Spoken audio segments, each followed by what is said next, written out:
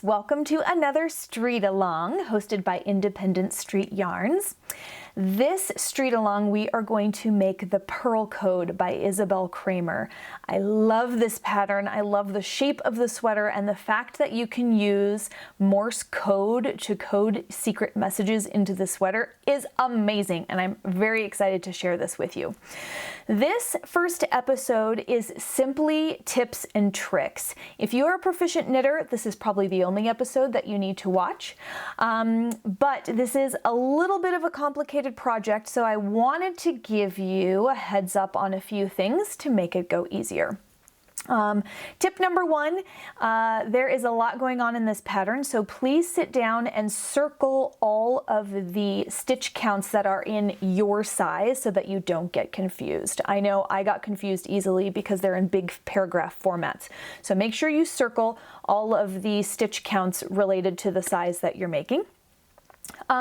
There are purl stitches near every stitch marker during your raglan increases. These make the most amazing detailed seam lines. And I know I missed them a time or two because I was trying to pay attention to my increases. So please don't forget that there's a really nice purl detail in there that you don't want to miss. So don't forget that. Also, I chose not to code until after my short rows were done. While I was doing my short rows, I had to pay attention to double stitches, and I had to resolve the double stitches, and I had to do the raglan increases on every other round. It was just too much, so I waited until after my increases were done to begin coding. We have provided a cheat sheet for you to help you with the coding when you get there. So let's take a look at that. This is the Purl Code cheat sheet, and this is really great because there are 4 rounds of raglan increases here, okay? So after you're done with your short rows, you have to code while also doing your raglan increases. So here, you are supposed to repeat the 4 rounds of the raglan increases X amount of times right here, okay? So for my pattern, mine was 11. So what you can do is if you only need 11 times, then you can just draw an X through any boxes you won't need. So I can just put an X here so I know that when I get there, I'm done. Now, please know that you're supposed to execute those 4 rows for the first time, 1 time. Then you come over here and start Xing those out because it'll say, do these 4 rows and then do them another 11 times. So please keep note of that. Okay, so not only do we have this here, but you can see that these boxes are grayed out here, and there's a little hint, code, question mark, on round 2. So Isabel suggests that you put at least 1 round of knitting between your purl code rounds. This helps the coding stand out so the purl stitches are not just right on top of each other. So it's an excellent suggestion. And I'm not really very good at kind of randomly throwing them in there so that they look kind of scattered. So instead, I just decided to code every 4 rounds. And it just so happens that round 2 of the raglan increases, there's actually not an increase on that round. Whew! So then I can focus on my coding. So I know every time I hit a round 2, I am going to start coding from my cheat sheet here. Now, if you don't have that much to say, you can code every 8 rounds instead, which is why there's a grayed out box. So if you're going to code every other round, they're separated here so that you know exactly where you're coding if you're going to do it every other round. Okay, so for example, you would code on this one, you'd not code on this one, you'd code on this one, you'd not code on this one. You get the idea. Okay, so now that we have determined which round we're going to code on and we have a method for keeping track of it, I have written down a statement, and of course I will fill this whole page with wonderful things. I filled this with a statement that I want to put in here. This happens to be something my grandma says all the time, which cracks me up. So I have left a space under here just like this, so that when I get to the letter, I'm going to go ahead and look back into the pattern at the Morse code and find out what stitches I need to do for that particular letter. Then when I'm done with the letter, I can mark it off.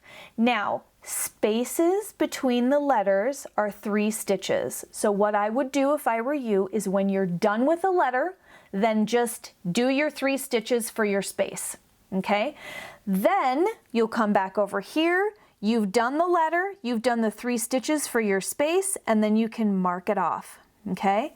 And then you can look at this letter, do that letter, do the spaces, mark it off. You get the idea. Then when you get here, a space between words is 7 stitches. So you've just done 3 at the end of your letter, so then you'll start to get in the habit when you see a space of just doing your 4 stitches. And then, of course, you can mark that off as well. Now, if you only want to do 1 page of sayings or only a couple of lines, that's perfectly fine. The great thing about this grid is that if you've done it once and you just want to repeat it throughout the sweater, then you can come back through here and you don't need to print another sheet of paper. You just make an X through these lines this way. If you're going to do it a 3rd time, you can go like this. You get the idea. You can just sort of make some things up there. The Morse code that Isabel has written is made up of purl stitches, separated by knit stitches. But if you look carefully at what she has in bold, you'll see very clearly that there are dots and dashes. So you can look at the letter and you can say, this is a dash, dash, dot, dash. So it makes it a little easier if you think about it that way. It's easier to memorize what you're doing and also makes the coding go faster. When you're doing your letters, they will probably get interrupted by a seam line where your raglan increases are going to go.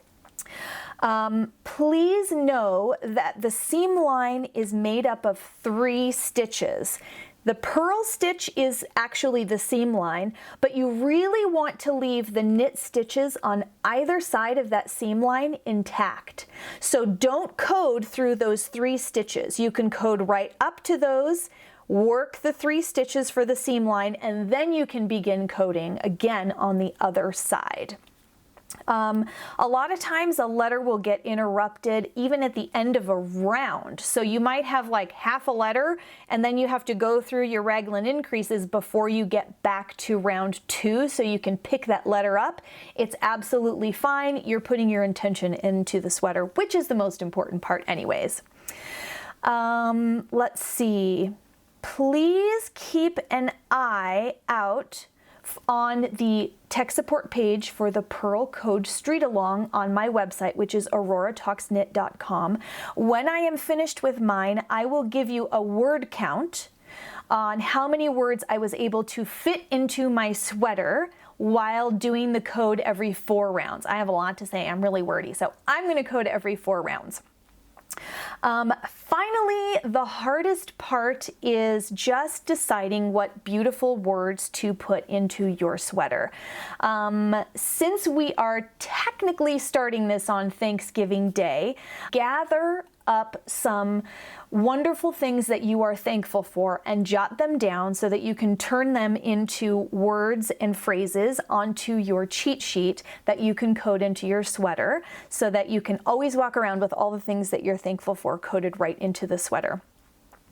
I think that's all I have for you. Now that you've got some tips and tricks, you can jump right in, and I will see you in episode 2 for casting on and learning German short rows. See you there.